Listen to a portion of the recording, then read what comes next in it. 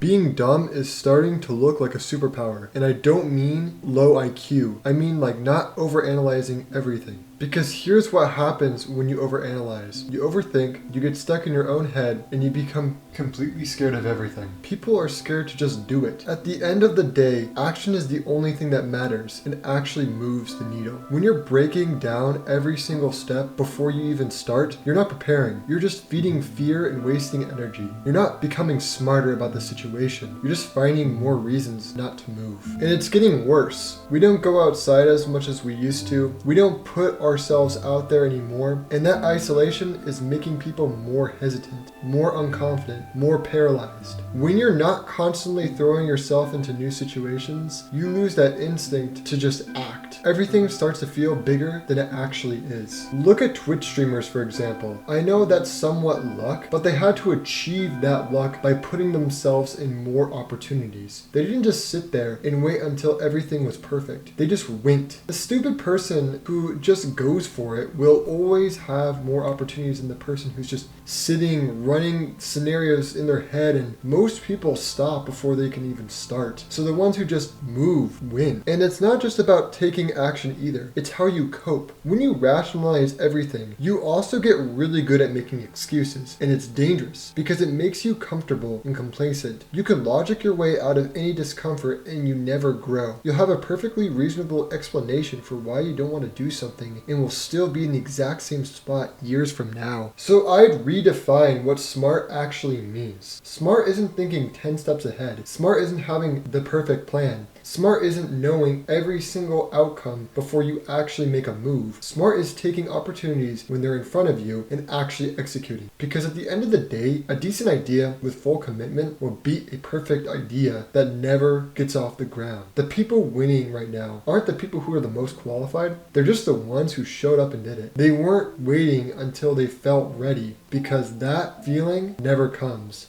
They just went.